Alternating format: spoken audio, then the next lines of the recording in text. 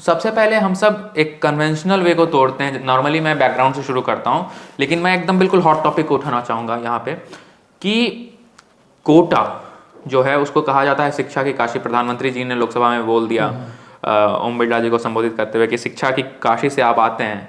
लेकिन जब मैं देखता हूँ, चूँकि मैं था वहाँ पे 3 साल था लगभग, तो वहाँ पे बहुत सारी चीज़ें ऐसी भी नज़र आती हैं कि कभी कोई शिक्षा की काशी थी वो कोटा, और कभी बहुत अच्छा सॉफ्ट एक शहर था। बट अभी मैं देखता हूँ तो बहुत ज़्यादा सॉफ्टनेस नज़र नहीं आती, बच्चों पे काफ़ी हार्श हो गया है।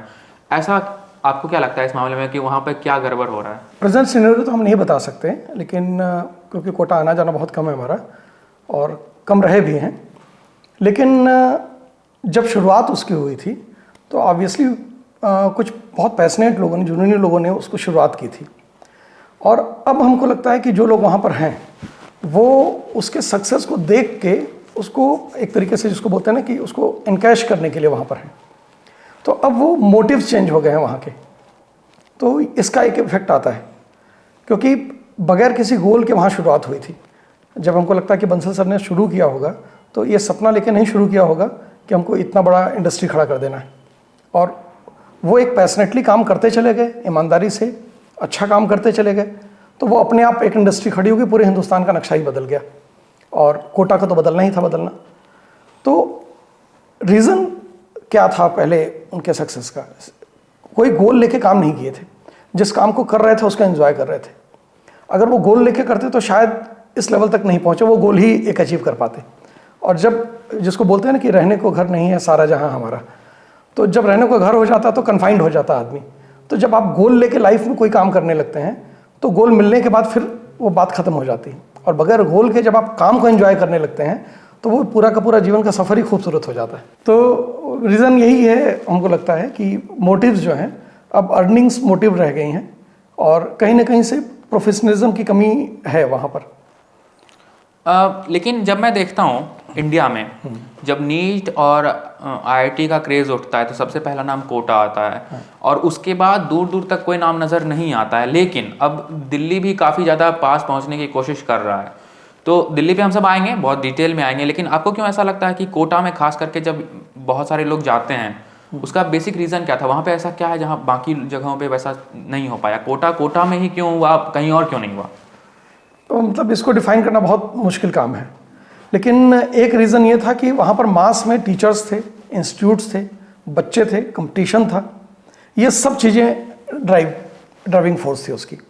और पैरेलल कई ऑर्गेनाइजेशंस अच्छे वहाँ पर डेवलप हो गए थे, तो सबका अलग अलग ऑर्गेनाइजेशन में जाने का वो था। और कंपटीशन एक बड़ा फैक्टर रहता है कि वहाँ पर लगता है कि वहाँ पर जाएंगे तो अच्छे बच्चों के साथ हमको कंपटीशन करने को मिलेगा, और कंटेंट तो ऑब्वियसली रिस्क था कोटा का शुरू से, तो ये एक रीज़न है वहाँ पर। तो निश्चित तौर पे जब इनकैशिंग मेंटालिटी आ जाती है, जब इंस्टीट्यूट में इनकैशिंग मेंटालिटी आ जाती है, तो वो अब्यूज़ करने लगते हैं, अपने जो भी इन्फ्लुएंस होता है उसको अब्यूज़ करने लगते हैं। क्योंकि हम सबके भी बात चल रही थी, कोई भी एक बच्चा आता है काफ़ी भरोसे से आता है, और जब टीचर्स को समझ में आने लगता है कि उससे नहीं हो पाएगा इस बार, तो उस समय हैंडलिंग एग्जैक्टली टीचर्स के एक्सपीरियंस पे डिपेंड करती है। बिल्कुल, कि उस समय टीचर्स कैसे उसको हैंडल करें। एक आइडियल तरीका क्या है, आपको क्या लगता है? क्योंकि वहाँ के टीचर्स अंत तक उनको उम्मीद देते रहते हैं, या फिर एक कभी कभी धोखे में भी रखते हैं। आपको क्या लगता है क्या सही तरीका है? देखिए, ना उम्मीद करना भी तो गलत है किसी को। अगर कोई एफर्ट कर रहा है तो उसको अप्रिशिएट करना, लेकिन उसके बैक ऑफ द माइंड में ये प्रिपरेशन होनी चाहिए कि आप सक्सेस की तैयारी तो कर रहे हैं, लेकिन अनसक्सेसफुल को झेलने की भी स्ट्रेंथ आपको डेवलप करनी चाहिए। और नीट या कोई भी कंपटीशन जो प्रिपरेशन कर रहा है वो फाइनल गोल नहीं होना चाहिए, वो लाइफ नहीं होनी चाहिए, वो लाइफ का पार्ट होना चाहिए। तो अगर कोई प्रिपरेशन को एंजॉय कर रहा है तो वो तो वैसे ही सक्सेसफुल होगा, लेकिन अगर एंजॉयमेंट के साथ किसी ने प्रिपरेशन किया और किसी भी रीज़न से उसमें सक्सेस नहीं मिलता है, तो वो जीवन में कोई भी रास्ता चुनेगा उसमें अच्छा करेगा। लेकिन जो काम कर रहा है प्रेजेंट टाइम में जो बच्चा, वो अगर उसको एंजॉय कर रहा है तो वो अपने आप, उसका रिजल्ट वही है, जो कर्म ही उसका फल हो गया है। मतलब उसको एडिशनल कुछ अचीव करने की ज़रूरत नहीं है। तो अगर हम बच्चों को ये बोल दें, हमको मालूम है कि ये बच्चा जो पढ़ रहा है या जितना नंबर ला रहा है 3 महीने तक पढ़ाने के बाद हमको मालूम है कि इसका रिजल्ट नहीं होगा, तो हम क्या कहते हैं उसको, तुम तैयारी छोड़ दो अभी। तो ये भी तो एक गलत बात है। तो डीमोटिवेट करना तो कहीं से कोई रीज़न है ही नहीं। तो जब तक नीट की एग्जामिनेशन नहीं हो जाता है तो बच्चों को मोटिवेट करना ही ये सबसे बड़ा गोल है। और यही सबसे बढ़िया तरीका भी है। जब नीट का एग्जामिनेशन हो जाएगा तो फिर और सोचेंगे। जैसे प्लान बी के बारे में लोग बोलते हैं कि एक प्लान बी होना चाहिए। प्लान बी आप प्लान ए के बाद भी तो क्रिएट कर सकते हैं। आप प्लान बी पहले से तैयार करके चलेंगे तो इसका मतलब ए के लिए आप तो सीरियस है ही नहीं।